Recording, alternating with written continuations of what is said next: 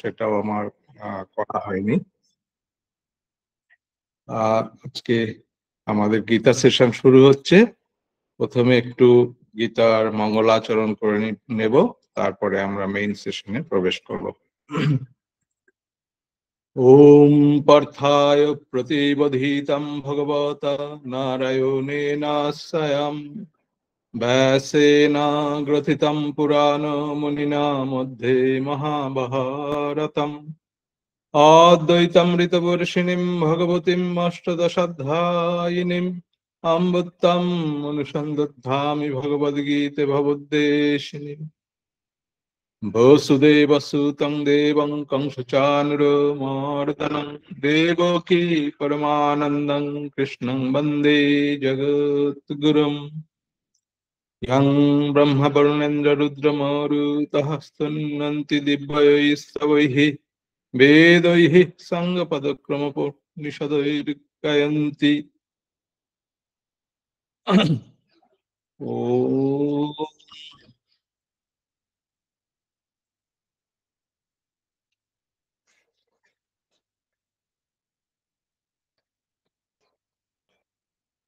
ध्यानावस्थितो तद्गतेन मनसा पश्यन्ति यं योगिनो यस्सन्तं न विदुः सुरसुरगणा देवाय तस्मै नमः।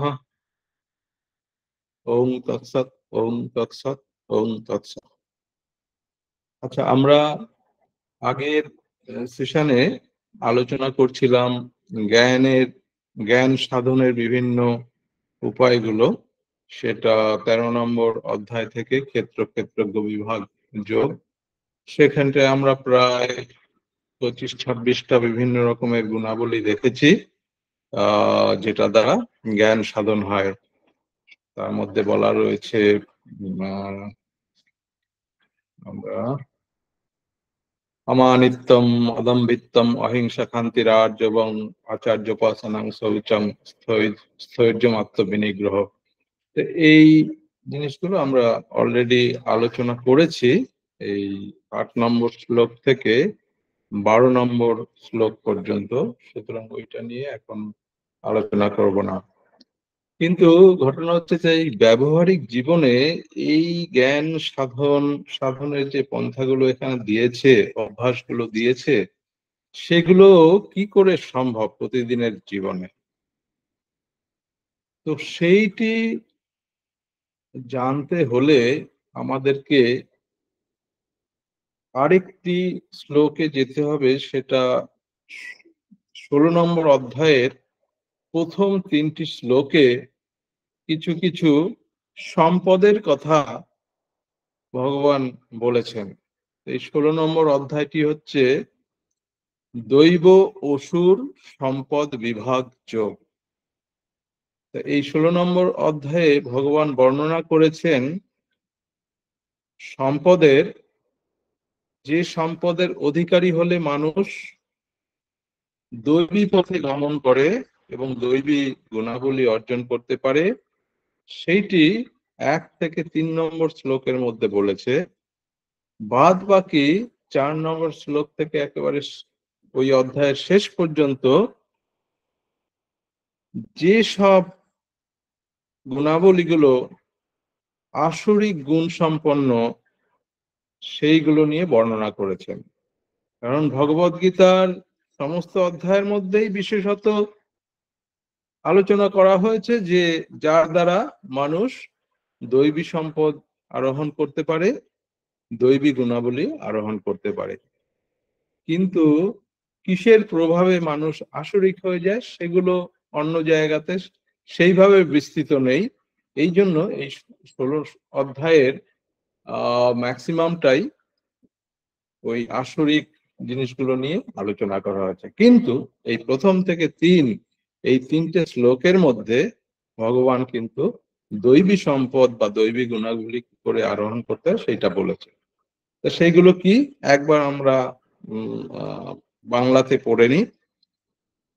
শ্রী ভগবান বলছেন, হে অর্জুন, যারা দৈবী অবস্থা লাভের যোগ্য হয়ে জন্মগ্রহণ করেছেন তাদের মধ্যে ভয় শূন্যতা বা অভয় 2 নম্বর হচ্ছে ব্যবহারকালে অন্য লোককে বঞ্চন ও মিথ্যা কথা বর্জন।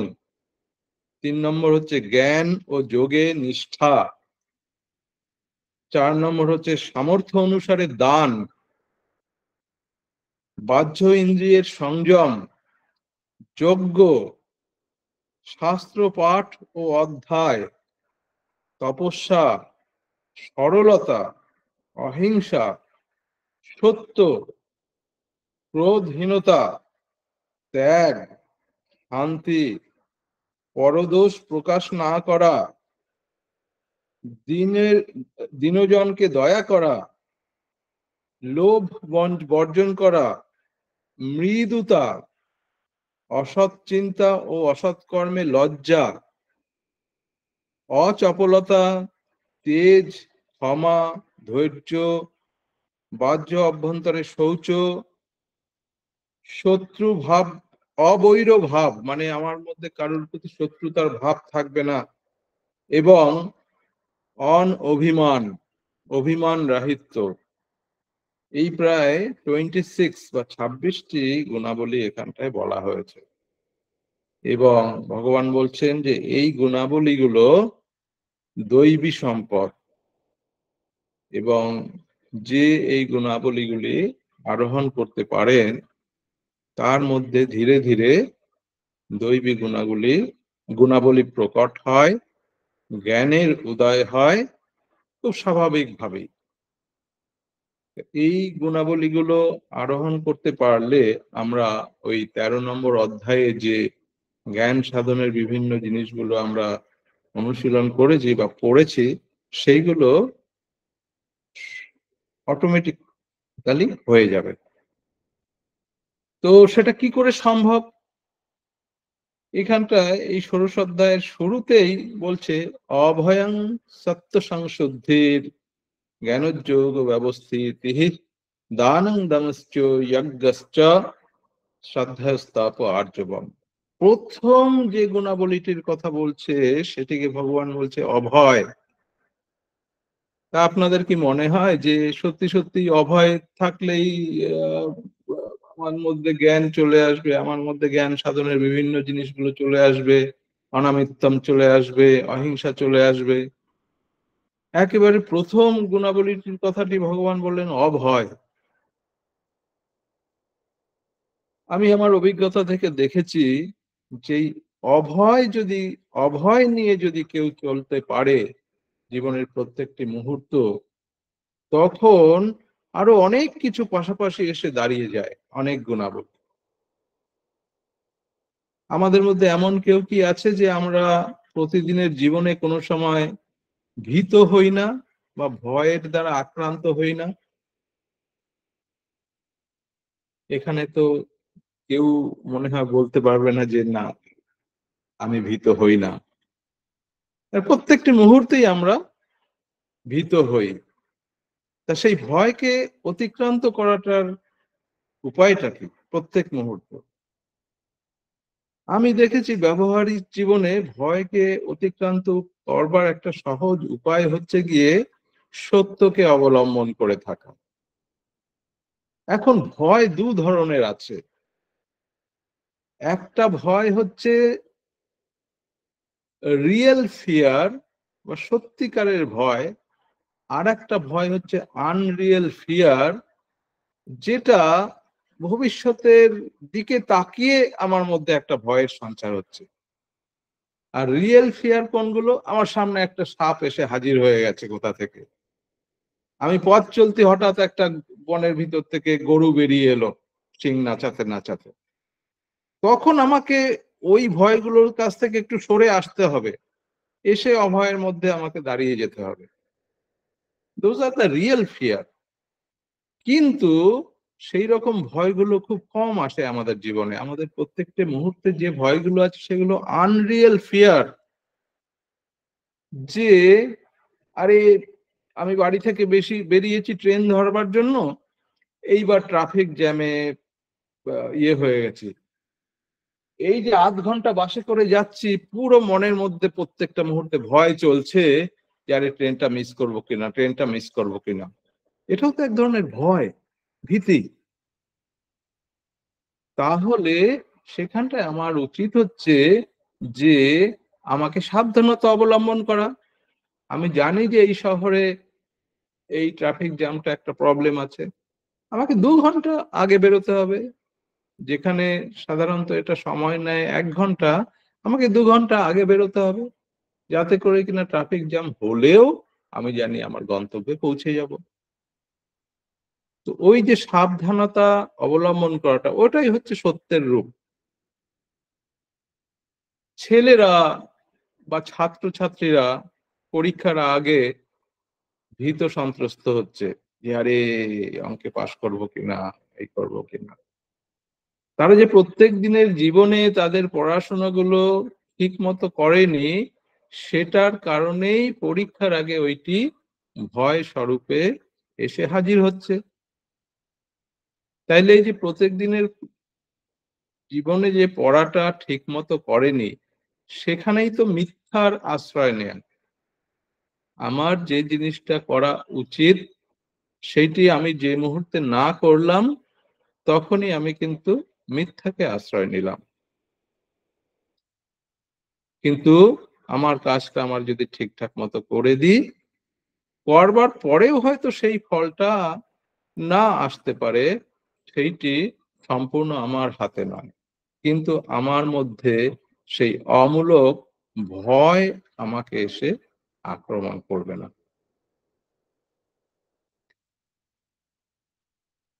তো এই কারণে এই অভয় জিনিসটি একটি মহা অস্ত্র আধ্যাত্মিক জীবনে। আমরা যদি বড়, বড় মনীষীদের দিকে তাকাই, সন্ন্যাসীদের দিকে তাকাই, মহারাজদের দিকে তাকাই, এমনকি যারা সন্ন্যাসী মহারাজ নয় কিন্তু সংসার জীবনেও অনেকে আছে যারা বলিষ্ঠ পুরুষ, তাদের দিকে তাকাই তো দেখি তারা কোনো কিছুতে ভয় পায় না এবং একটা সত্যের জীবন যাপন করে। কোনো কথা স্পষ্টভাবে বলতে তাদের মনে ভয় আসে না।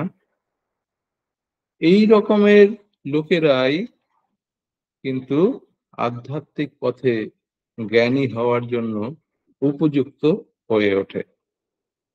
তা এই যে ২৬ টি গুণের মধ্যে ১ম যে গুণটির কথা বলা হলো এখানটায়, সেইটি হচ্ছে অভয়। সেই অভয় প্রতি মুহূর্তে থাকবার জন্য যেটি দরকার হচ্ছে সত্যকে আশ্রয় করে চলা। তাহলে আমরা ভয় থেকে সর্বদা অভয় হতে পারবো। তারপরের যে গুণগুলির কথা বলছে সত্য সংশুদ্ধি মানে নিজের চিত্তকে শুদ্ধ করে সবসময় সত্য গুণাশ্রয়ী হয়ে চলা। রাজসিকতা, তামসিকতা এগুলি বারবার আমাদের আসবে। কিন্তু নিজের বুদ্ধিকে পরিষ্কার রেখে নিজের চিত্তকে শুদ্ধ রাখতে পারলে দেখা যাবে আমরা আমাদের বিচার বুদ্ধি দ্বারা রাজস্বিক এবং তামসিক জিনিসগুলোকে অতিক্রম করে সত্য গুণকে আমাদের মধ্যে অবলম্বন করতে পারবো বেশি করে। তো সেটিকেই বলা হচ্ছে সত্য সংশুদ্ধি এবং তারপরে জ্ঞানযোগ ব্যবস্থিতি। মানে আমরা যে জ্ঞান আরোহণ করছি সেইটির ব্যবস্থা। তারপরে এখানে বলা হয়েছে দানং দমশ্চ যজ্ঞশ্চ শ্রদ্ধায় স্তপ আর্জবন। দান এই কলিযুগের অন্যতম সাধনার আহ উপায় ৩টি হচ্ছে দান করা, যজ্ঞ করা এবং সেই দান অনেক সময় কিন্তু ব্যবহারিক জীবনে এই দানের প্রশ্ন এলে বা দানের কথা শুনলে তৎক্ষণাৎ আমাদের অনেকেই একটু পিছপা হয়ে যায়। দান কথাটি শুনলেই প্রথমেই আমাদের মনে যে বিষয়টির উদ্ভব হয় সেটি হচ্ছে আমার কি ক্ষমতা আছে এবং কিসের ক্ষমতা? পয়সার ক্ষমতা। এই অর্থটাই বেশিরভাগ সময় আমাদের মনে উদয় হয়ে যায় যখনই কোনো ক্ষেত্রে কোনো একটা দানের কথা ওঠে। কিন্তু দান শুধু যে অর্থ দ্বারাই করা যায় তা নয়। আপনারা প্রত্যেকেই একটু গভীরভাবে চিন্তা করলে দেখবেন যে দান করাটা হচ্ছে একটা মানসিকতা, এবং সেই মানসিকতা যার মধ্যে সঠিকভাবে থাকে, সে কিন্তু পয়সার জন্য দান থেকে পিছপা হয়ে যায় না। তাহলে সেটা কিভাবে সম্ভব? দান বিভিন্নভাবে করা যায়। এই যে মর্নিং প্র্যাকটিসে এবং ইভিনিং প্র্যাকটিসে যারা ভলেন্টিয়ার করছে বিভিন্ন অ্যাক্টিভিটির জন্য, পক্ষান্তরে এটাও তো তাদের সময় দান করছে। পক্ষান্তরে এটা তাদের এফোর্টটাকে ওরা দান করছে কাদেরকে? অন্য যে ইয়ং সোলজার স্বামীজির সদস্যরা এই প্রার্থনাতে জয়েন করছে। কেউ একটি রোগে ভুক্ত হয়ে রয়েছে, তার বিশেষভাবে আর্থিক প্রয়োজন হয়। আমি তখন আমার পরিচিত আর ১০ জনকে যোগাযোগ করে তাদের কাছ থেকে কিছু অর্থ সংগ্রহ করে ওই লোকটিকে দিলাম। আমার কাছ থেকে কোনো অর্থই গেল না। কিন্তু এই যে ৫ জনের কাছ থেকে সংগ্রহ করে আমি দিলাম, এটা কিন্তু আমিও সেই দানের ফলের ভাগীদার হলাম। তাকে আমি একটু ফোন করে দুটো উপদেশ দিলাম। তাকে আমি বললাম যে কোন জায়গাটা যেতে পারলে তার এই রোগটা নিরাময় হবে, কোন জায়গাতে বিনা চিকিৎসায় করা যেতে পারে। এই যে একটা উপদেশ আমি দিলাম, যেটা আমার যেটা জানা ছিল সেই জিনিসটি তাকে বললাম, এটিও কিন্তু এক ধরনের দানের মধ্যে পড়বে। সুতরাং দান বলতে গেলে প্রথমেই আমাদের মনে যে কাল্পনিক চিত্রটি উঠে আসে যে পৌরাণিক দিনে রাজারা যেভাবে দান করত, গরু দান করত, সোনা দান করত, খাবার দান করত। বর্তমান যুগেও দান মানে একটা পয়সার সঙ্গেই সম্পর্ক চলে আসে। যাদের অর্থ আছে অবশ্যই তারা সেই অর্থের প্রিয়দাংশ দান করবেন। এটা অনেক পুণ্য। কিন্তু এমনকি আমার যদি আর্থিক সামর্থ্য না থাকেও, আমার যদি মানসিকতা থাকে, তাহলে আমি বিভিন্ন রকমের দানের উপায় খুঁজে পাবো। আর এই দান যখন সুন্দরভাবে করা যাবে, তখন দেখা যাবে আমার মধ্যে থেকে অহংকার ভাব কম হয়ে যাবে। আমার মধ্যে অহিংসার ভাব কম হয়ে যাবে। আমার মধ্যে ক্ষমার ভাব বেশি হয়ে যাবে। তো সেই জিনিসগুলোই তো আমরা ত্রয়োদশ অধ্যায়ে যেটা দেখেছি, জ্ঞান সাধনের উপায়গুলি। তো সেই দান আমাকে কিন্তু ধীরে ধীরে জ্ঞানের পথে নিয়ে যাবে, আমাকে একজন জ্ঞানী করে দেবে। সুতরাং এই দান জিনিসটি কিন্তু সবচেয়ে প্রধান হচ্ছে যে মানসিকতা তৈরি করা। যে কোনো ক্ষেত্রে আমি দানের জন্য প্রস্তুত। তো এই দানটি আমাদেরকে দৈবী গুণাবলী বা দৈবী সম্পদের মতো আমাদেরকে তৈরি করে দেয়। তারপরে যে গুণাবলীটির কথা হচ্ছে দমশ্চ যজ্ঞশ্চ। দম, সম এবং দম ব্রাহ্মণদের এইটি হচ্ছে এসেনশিয়াল। একজনকে ব্রাহ্মণ হিসেবে পরিচয় দেয়া হয় যার মধ্যে এই সম এবং দম আছে। কিন্তু তার মানে এই নয় যে সম এবং দমটি একমাত্র ব্রাহ্মণের জন্মগত বা পেশাগত অধিকার, তা নয়। ব্রাহ্মণ, ক্ষত্রিয়, বৈশ্য, শূদ্র যে কোনো কেউ চাইলে সে সম এবং দম এটি পালন করতে পারে। দমটা কি? দমন করা। কি দমন করা? বাহ্য ইন্দ্রিয়ের যে আকর্ষণগুলো, সেটিকে বলা হচ্ছে দম বা দমন করা। আর সম হচ্ছে অন্তর ইন্দ্রিয়ের দমন করা। তাহলে তফাৎটা কি? আমি যাচ্ছি, যেতে যেতে হঠাৎ দেখলাম, আরে খুব সুন্দর লিচু উঠেছে, মোটা মোটা বোম্বাই লিচু। আমার খেতে ইচ্ছে করলো, ছোটবেলায় বাবা নিয়ে আসতো, আর লিচুটা আমার আজন্ম একেবারে প্রিয় জিনিস। কিন্তু ওদিকে আমার সুগার যে 200 উপরে, সেইটি তখন আমার খেয়াল আসছে না।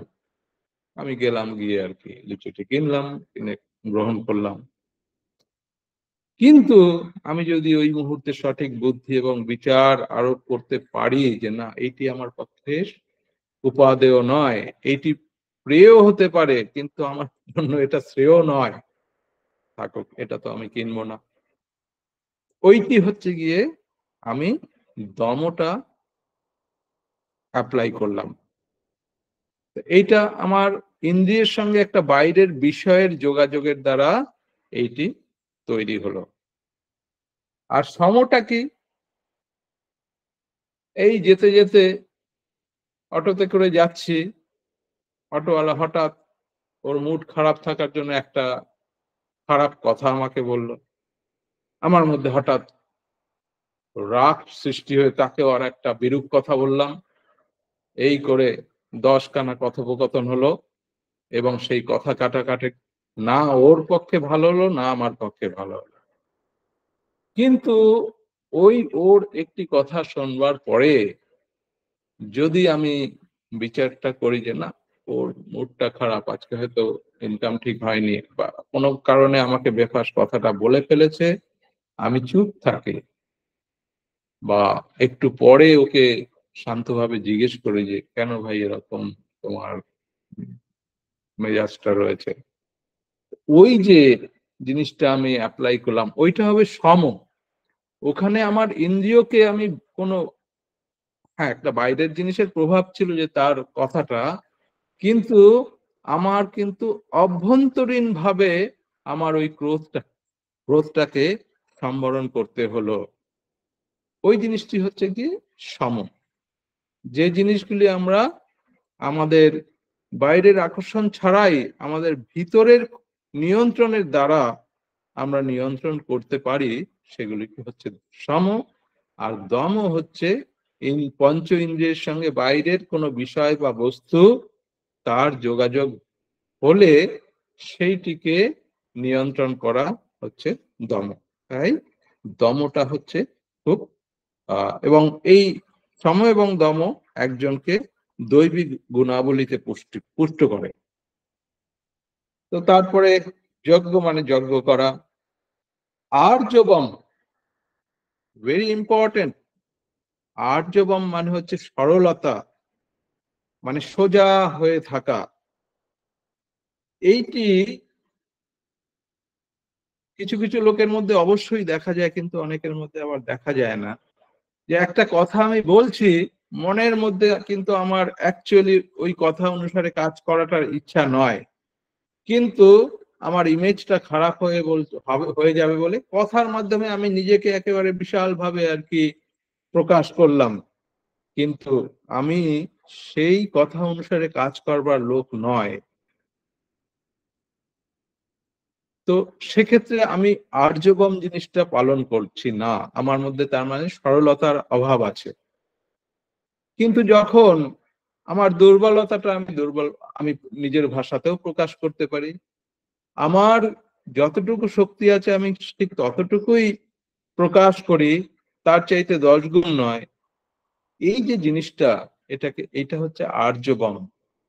আমাদের ব্যাকরণে একটা কথা পাওয়া যায়, কায় মনোবাক্যে, মানে আমার মনের মধ্যে যে চিন্তা বা ভাবের উদয় হয়েছে, আমার বাক্যের মধ্যে ঠিক সেই ভাবটাই প্রকাশ পাচ্ছে, এবং আমার কায়া অর্থাৎ শরীর দ্বারা যে ব্যবহার, সেই ব্যবহারের মাধ্যমেও সেই কথারই প্রতিফলন হচ্ছে, সেই ভাব এবং চিন্তারই প্রতিফলন হচ্ছে।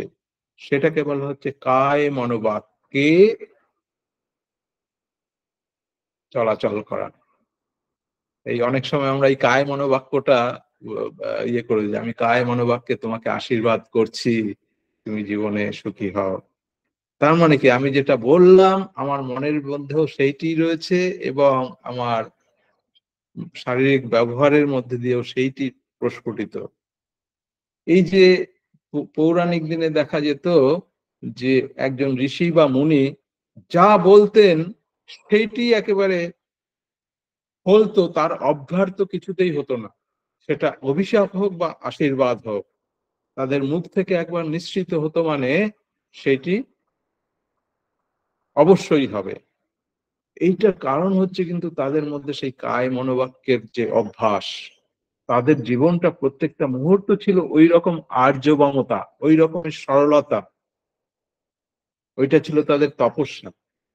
আজকের দিনেও কেউ যদি সেই আর্যবম হয়ে চলাচল করতে পারে, হ্যাঁ, খুব সরল হলে কোনো কোনো জায়গায় একটু বিপদের সম্মুখীন হতে হয়, একটু পরিহাসের সম্মুখীন হতে হয়, মনে হয় যেন আমি একটু ছোট হয়ে গেলাম, এগুলো হয়, কিন্তু সেগুলো সাময়িক, সেগুলি খুবই সাময়িক।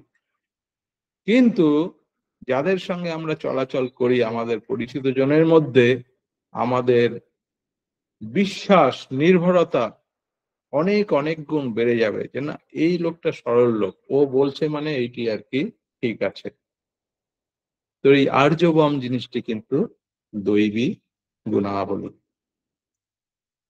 এছাড়া এখানটায় রয়েছে অহিংসা, সত্য, অক্রোধ, ত্যাগ, শান্তি, দয়া, অর্দবম, অলোভ। আর একটা গুণের কথা বলছে হ্রি। হ্রি কথাটার অর্থ হচ্ছে অসৎ চিন্তা ও অসৎ কর্মে লজ্জা। অসৎ কর্ম করাটা তো পরের স্টেপ, ওই অসৎ কর্মের চিন্তাটাও আমার মধ্যে আসবে না। তো সেই না আসার যে ভাবটা, সেইটিকে বলা হচ্ছে হ্রি, হয় রফালা দীর্ঘিকার। তো সেই হ্রি গুণাবলীটি থাকলে আমি নিজেকে এমন ভাবে তৈরি করেছি, ওই অসৎ কর্মের চিন্তাটাই আমার মধ্যে আসবে না। কিভাবে করতে হয় ওটা আমি তো জানবই না।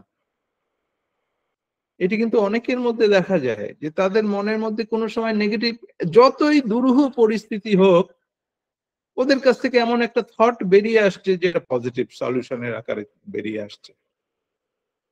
আর 10 জনা ওখান থেকে কোনোই বেরোবার উপায় দেখতে পাচ্ছে না, কিন্তু ওই ব্যক্তিটির কাছ থেকে একটা পজিটিভ আইডিয়া চলে আসছে, যেটা চেষ্টা করলে হয়তো ওখান থেকে বেরিয়ে আসা যাচ্ছে।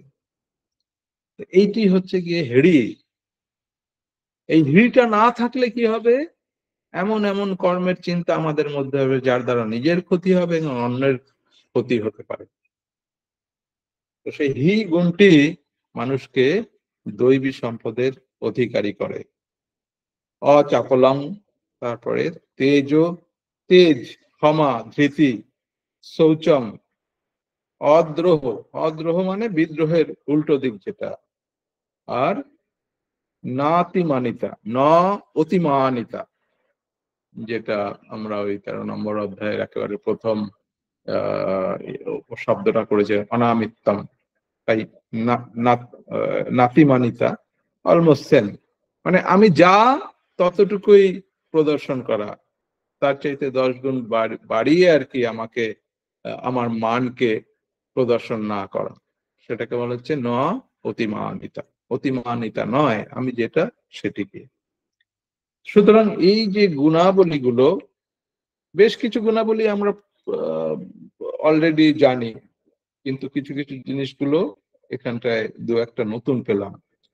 কিন্তু যেটা সবচেয়ে ইম্পর্টেন্ট হচ্ছে যে এই 26টা গুণের মধ্যেও অন্তত কয়েকটাকে বেছে নিয়ে নিজের জীবনে সেগুলো ব্যবহার করতে হবে। যতক্ষণ আমি সেটা ব্যবহার না করতে পারছি, ততক্ষণ কিন্তু এটা আমাদের তাত্ত্বিক থেকে যাবে। কিন্তু যে মুহূর্তে আমি ব্যবহার করতে শিখছি, তখনই আমি নিজেকে ধীরে ধীরে একজন জ্ঞানীর পর্যায়ে উন্নীত করবার পথে নেমে যাচ্ছি, দৈবী গুণাবলীর অধিকারী হচ্ছি। এবং আরেকটা জিনিস খেয়াল রাখতে হবে যে এই যে গুণাবলীগুলো, এগুলো আমাকে প্রতিকূল এবং অনুকূল দুটো পরিবেশেই ব্যবহার করতে হবে। এই নয় যে আমার যখন প্রতিকূল পরিবেশ আছে তখন আমি এই গুণগুলো করলাম, আর যখন আমার সরি, যখন আমার অনুকূল পরিবেশ তখন করলাম, আর প্রতিকূল পরিবেশ হলেই তখন আমি গুটিয়ে গেলাম, তাহলে কিন্তু আমরা ওই সম্পদের অধিকারী হতে পারবো না।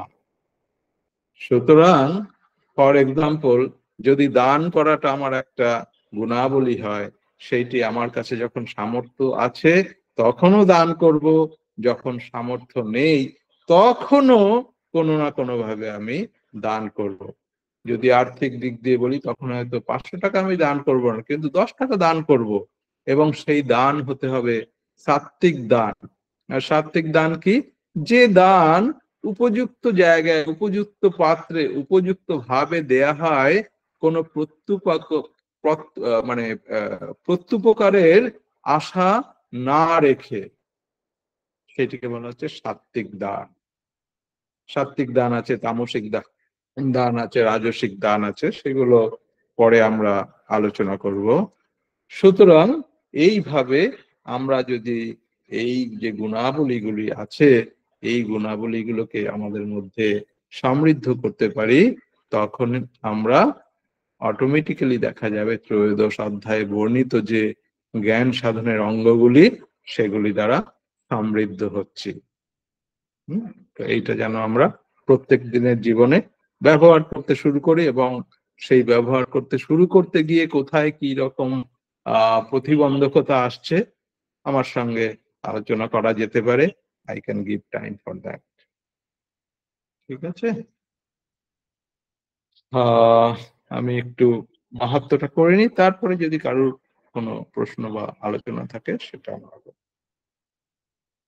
ওম গঙ্গা গীতা চ সাবিত্রী সীতা সত্যপতিব্রত ব্রহ্মাবলী ব্রহ্মবিদ্যা ত্রিসন্ধ্যা মুক্তি গেহিনী अर्धमात्रा चितानंद भवाग्नि भ्रांति नाशिनी वेदत्रयी परानंद तत्तार्थ ज्ञान मंजरी। ओम तत्सत, ओम तत्सत, ओम तत्सत।